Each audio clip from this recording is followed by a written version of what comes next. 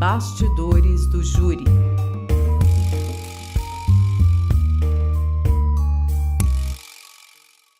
O Brasil não é só o país que mais mata no mundo, segundo dados oficiais. Dados, aliás, da ONU, segundo o Estudo Global de Homicídios. O Brasil é também, lamentavelmente, o quinto país que mais mata mulheres no planeta. Uma mulher é assassinada a cada 6 horas no Brasil. Os dados também são oficiais e oriundos da ONU. Segundo o Fórum Brasileiro de Segurança Pública, não bastassem esses aterrorizantes dados, Minas Gerais foi o estado que mais matou no Brasil, perdendo única e exclusivamente para São Paulo, isso por 2 anos consecutivos.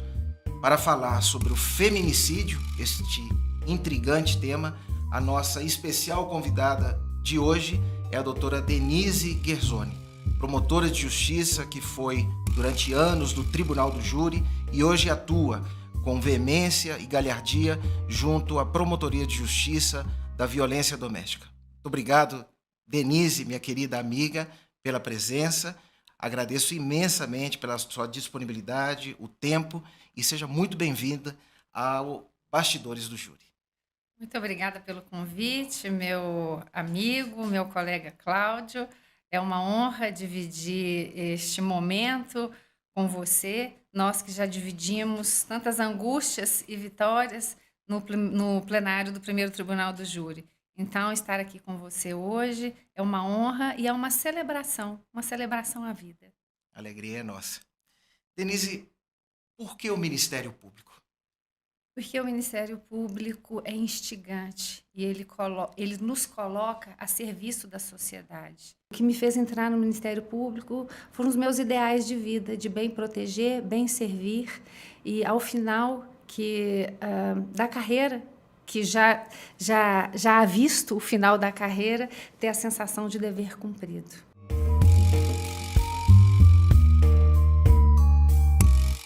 Foram 10 anos de Tribunal do Júri na 10 capital. Sim. Como foi essa passagem no Tribunal do Júri, Denise? Cláudio, de longe foi o momento mais marcante da minha carreira enquanto promotora de justiça. Ocupei diversas promotorias, dentre elas capital, interior, sempre com afeição criminal e, curiosamente, em todas elas atuei no Tribunal do Júri. Quando tive condição de me candidatar à vaga titular do primeiro Tribunal do Júri, que é a 7ª, eu não titubeei e quis fazer desses ideais de vida, para além de só o ideal de vida digna, segura e tranquila para as pessoas. E eu, enquanto promotora de justiça, poderia entregar, através do meu trabalho, esse ideal. Hoje, você, por circunstâncias da vida, da carreira, Sim. está na Promotoria de Justiça de Defesa ou de Combate à Violência Doméstica. Sim. Eu pergunto, há uma simbiose, é possível dizer que são promotorias que se entrelaçam e que juntas trazem uma experiência para poder trabalhar nessa que é a atividade de combate à violência doméstica como um todo?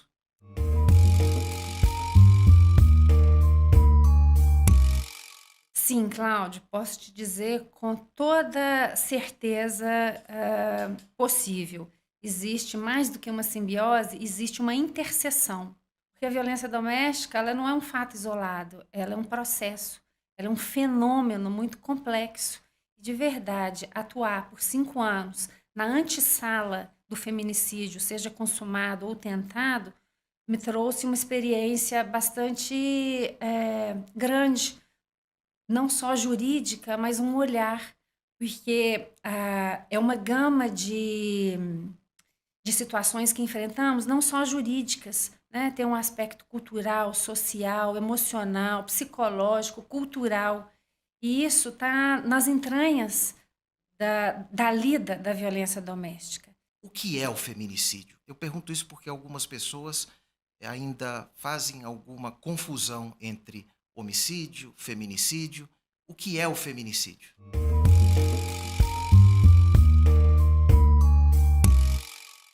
É a morte do ser humano em razão do gênero. em razão unicamente da condição de ser mulher. Todo homicídio de uma mulher é necessariamente ou pode necessariamente ser considerado um feminicídio ou não necessariamente? Não necessariamente. Por exemplo, a morte de uma mulher derivada de uma dívida de droga. E se temos ali, na causa-morte, uma dívida de droga, enfim, de jogo, de uma questão patrimonial residindo como tema de fundo, nós excluímos a condição do feminicídio. Retornando à sua pergunta original, na interseção absoluta entre a violência doméstica e familiar contra a mulher em termos de atribuição e o crime doloso contra a vida, porque é uma escalada. E, infelizmente, aquilo que começa com um empurrão Não termina, raro termina não no raro, plenário do termina no júri. plenário. Todos esses feminicídios praticados ao longo desses anos, apenas 11% estavam acobertados por medidas protetivas. A propósito dessa escalada que você menciona Uhum, e dessa interseção, uhum. ou seja, daquilo que começa com uma agressão verbal, daquilo que passa para uma agressão física. Por quê? E o que fazer para reverter esse quadro? É preciso confiar no sistema de justiça. Hoje o sistema de justiça ele funciona em rede. A rede ela vem trazendo diversos setores de atendimento, não só o jurídico, como o psicológico, social, cultural, mental. As delegacias especializadas, as promotorias especializadas, as varas especializadas. Então, de fato, é preciso um incentivo ao requerimento da medida protetiva.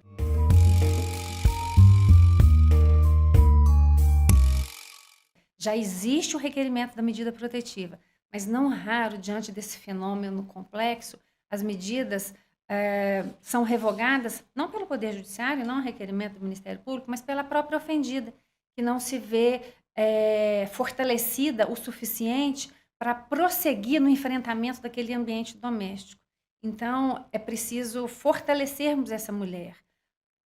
Muito se fala da vítima que representa, que pede uma providência policial, autoriza uma ação ministerial e, por conseguinte, desafia uma sentença a ser proferida pelo Poder Judiciário. Precisamos ter um olhar muito atento àquela vítima que não pede providências, que não representa, E que não o faz por quê, Denise? Por por medo? medo.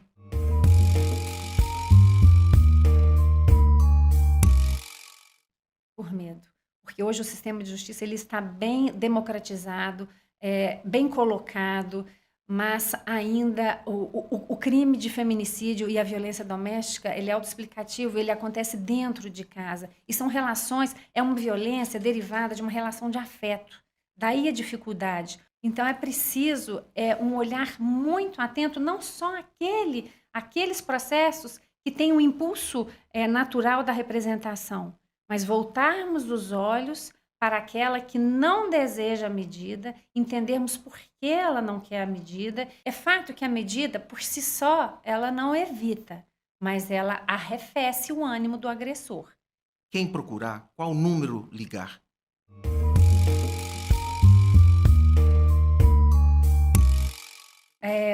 Os canais de comunicação, eles são de fácil acesso. Hoje, por meio das mídias e internet, é possível a vítima, como primeira resposta, acionar a polícia militar, né? Via 190, 190? 190, acionar o próprio Ministério Público, a Polícia Civil, os órgãos de defesa da mulher estão todos aptos como portas de entrada para receberem essa mulher, né? E fazer os encaminhamentos dali derivados.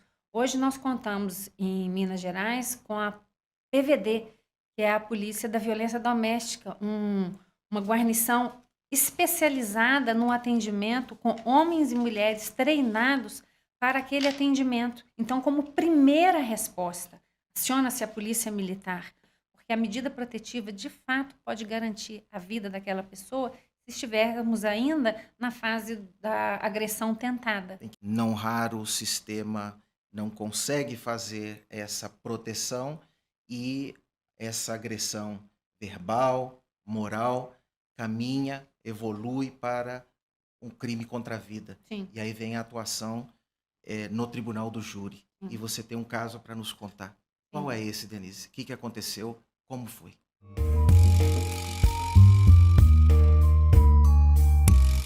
Cláudio, esse caso, ele é muito pitoresco porque ele não é exatamente o feminicídio, ele não é a morte de uma mulher em razão da sua condição de mulher, mas ele é a para mim, eu não sei, eu não ouvi essa expressão ainda, mas é um feminicídio simbólico, porque a vítima, nesse caso que nós vamos discorrer, enfim, bater esse papo, ele era o atual namorado daquela que então um dia foi casada com o réu. Então, se ele não mata a própria vítima, ele mata a companhia afetiva, ele mata aquele que o substituiu.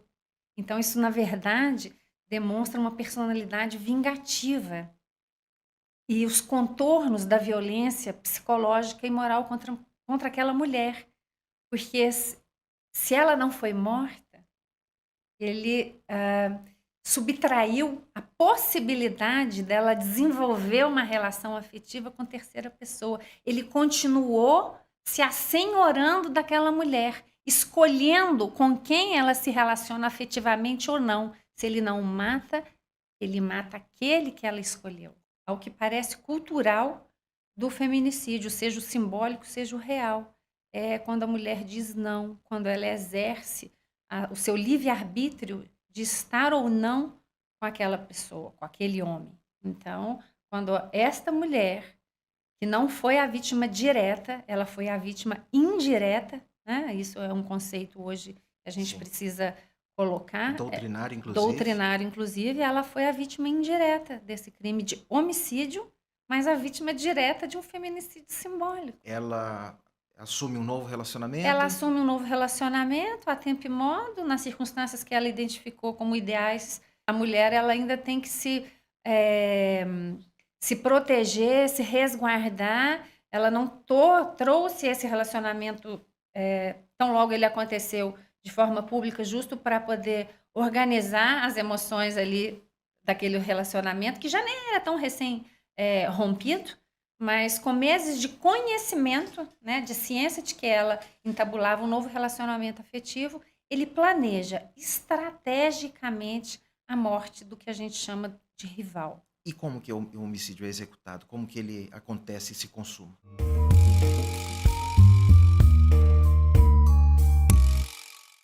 Ele faz um preparo prévio que denota já a circunstância do recurso que dificultou a defesa da vítima. Porque o casal, a vítima, né, propriamente dita, é colhida às 4 horas da manhã, dormindo, não sem antes ele estacionar o seu veículo nos fundos do prédio onde moravam a vítima e a sua atual companheira. Ele estaciona o veículo, já de posse de uma escada, ele encosta a escada no muro lateral do apartamento.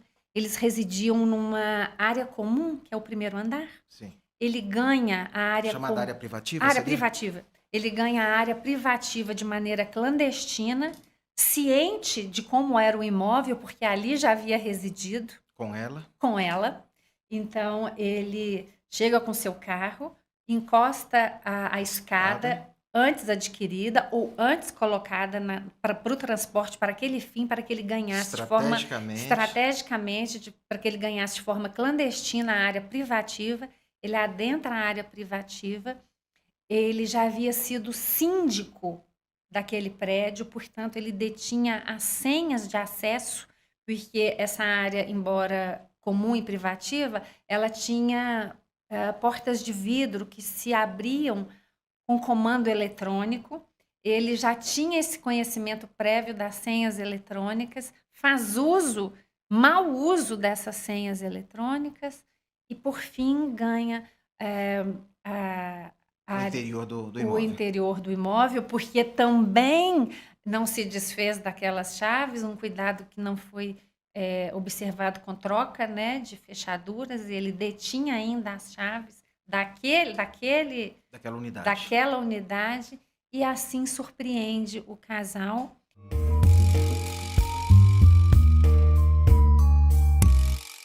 E mata. No momento que ele está dormindo. Dormindo. Executa com disparos de arma de fogo? Com um único disparo de arma de fogo. Na altura da cabeça? Não, na altura da clavícula.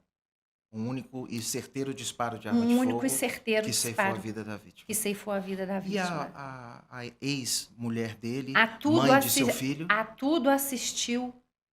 Estava ao lado da vítima? Ao lado da vítima, deitada, e foi acordada também com um disparo de arma de fogo, único e certeiro, que vitimou aquele que então ela havia elegido como seu companheiro afetivo. Então ele subtrai a forma de comunicação, elimina a possibilidade de defesa da vítima de ser socorrida a tempo e modo, levando consigo os aparelhos celulares daqueles que estavam em casa e arrancando os eletrônicos que eventualmente poderiam servir de contato e socorro.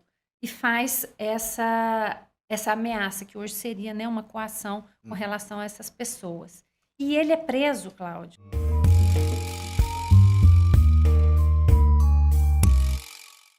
Onze meses depois, ele empreende fuga, não é localizado, e por uma ação da polícia, e aí dentro do processo é decretada a prisão temporária, depois a preventiva, já quando estávamos já na fase processual, e ele é preso por uma atitude, por um comportamento suspeito dentro de uma casa de câmbio.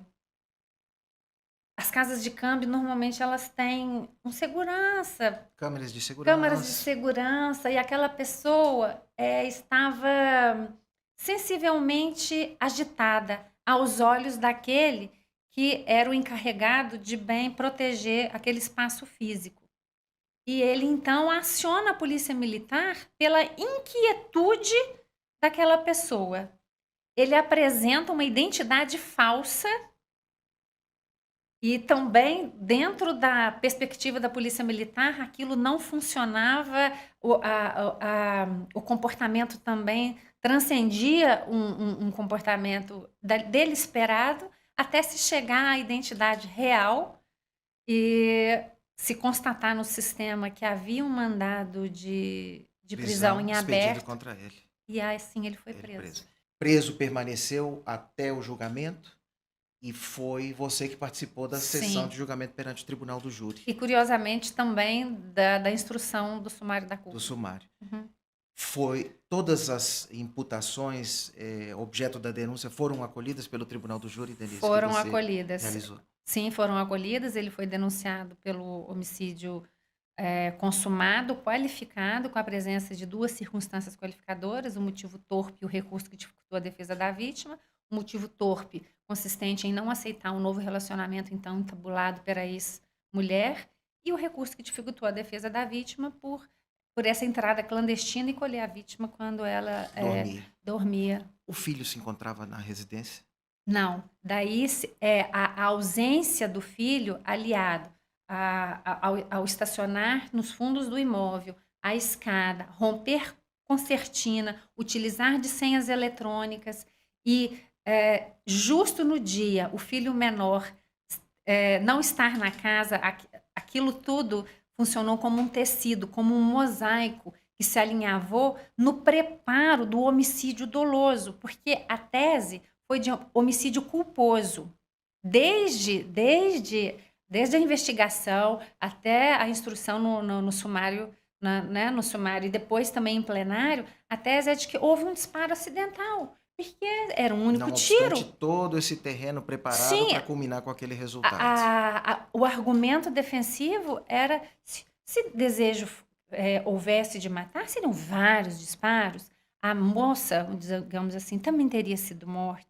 Então, isso nos trouxe uma necessidade de argumento e interpretação de prova assim, bastante precisa, no sentido de mostrar que, ao contrário de culpa, houve sim um deliberado fim de agir, ao contrário do que pretendeu, né, se demonstrar que teria sido um único disparo e, portanto, seria culposo, e que teria havido uma luta corporal e um disparo acidental. A lesão e o local de crime, ao contrário, somente reforçou todo aquele preparo doloso havido antes do julgamento. E premeditado E com um destino premeditado. inequívoco. Sim, porque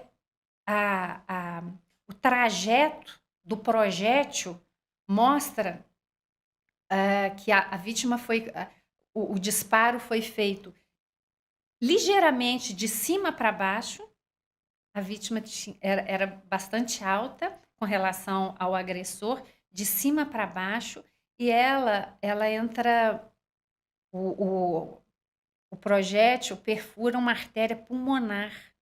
E imediatamente a morte é provocada, porque ele colapsa o sistema circulatório, que é fechado, ele rompe o sistema circulatório, e o local de crime foi muito intrigante, porque nós tínhamos, como se fosse nesse ambiente, somente as paredes respingadas como uma névoa. Hoje a gente tem muito pulverizador em razão da pandemia, de álcool, então é como se as paredes estavam pulverizadas de sangue. Não tínhamos sangue no chão, não tínhamos sangue Por gotejamento. por gotejamento, nas vestes da vítima, na cama, na maçaneta, ao longo do apartamento. Não havia desalinho sequer dos travesseiros. A demonstrar que ela estava intacta. Ela estava intacta, inerte. Não houve luta corporal, ele não foi ferido de pé, lutando de forma a trazer esse desalinho do local de crime, ou mesmo o gotejamento a que você se referiu. Muito pelo contrário, aquela névoa que tomou conta do local de crime, do meio, vamos dizer assim, da parede para cima e não da parede para baixo, mostrou o quê? Que colapsando o sistema circulatório, houve uma hemorragia tanto pelo nariz, quanto pelo ouvido, pelos ouvidos, como pela boca, e houve uma projeção do sangue. Então, a vítima, o perito, né, estudando o caso, ele se engasgou com o próprio sangue, quando é perfurada a artéria pulmonar, a subclávia, perfurado, vem a hemorragia, e como o orifício era único, era só o orifício de entrada, não havia orifício de saída.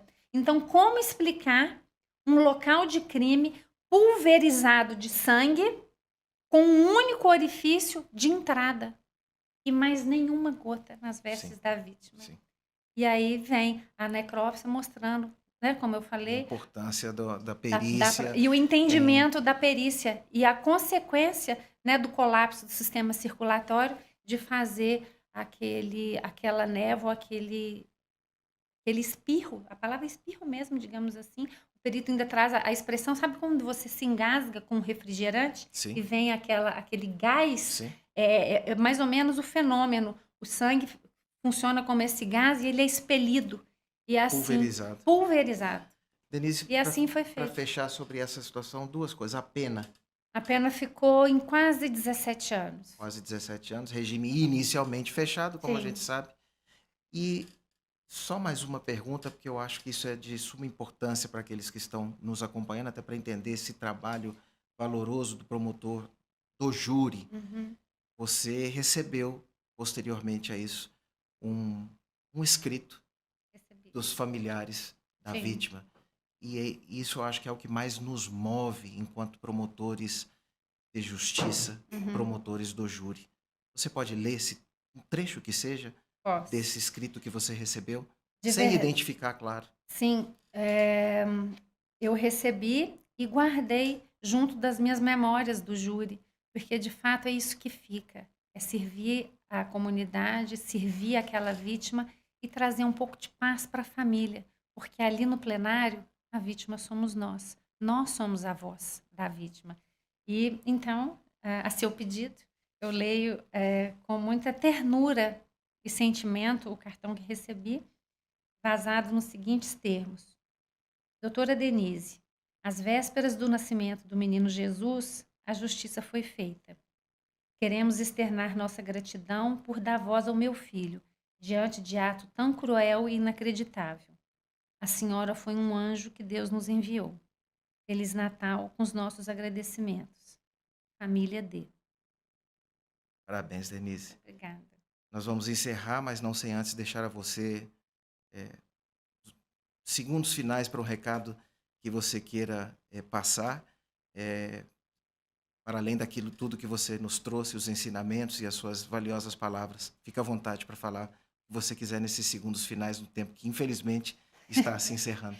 Promotor do júri gosta, né, Sim. de um tempo. Mas eu acho que uma coisa muito importante que fica para a atuação no plenário do júri é se ocupar da proteção processual que a vítima e testemunhas têm. Nesse caso, inclusive, quando da sessão plenária, o Ministério Público pediu fosse esvaziado o plenário para que ela pudesse, então, prestar o depoimento de forma serena, tranquila e não trouxesse nenhum desconforto e que não houvesse, né, nenhuma questão que prejudicasse a espontaneidade do depoimento. Para além do artigo 217 do Código de Processo Penal, que é retirar o agressor ou o réu daquele ambiente para que ela possa bem prestar o depoimento, é fazer uma interpretação, inclusive, da cobertura policial, que, para além do agressor, é também todo aquele que tiver algum contato com o agressor, familiar, amigo, porque isso é determinante na espontaneidade ou não da coleta do depoimento. Então, é sempre se ocupar de bem proteger a vítima sobrevivente e as testemunhas com todas as garantias processuais. Porque hoje, no escrito da lei, no escrito frio da lei, se diz que será prestado o depoimento, pelo artigo 217, na ausência do agressor. Mas nós precisamos evoluir e trazer a ausência, inclusive, virtual do agressor. Porque não basta retirá-lo do ambiente físico, é preciso tirá-lo do ambiente virtual também. Então, parece um pequeno cuidado, mas ele é determinante na coleta da prova. Então, a interseção, aquilo que você me perguntava, se faz presente aí. Fazer uso de todos os instrumentos protetivos para vítima e testemunha na coleta da prova. É fundamental. Muito obrigado, Denise.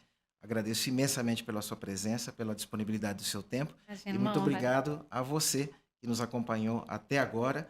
Fique conosco e aguardo você até o próximo programa do Bastidores do Júri.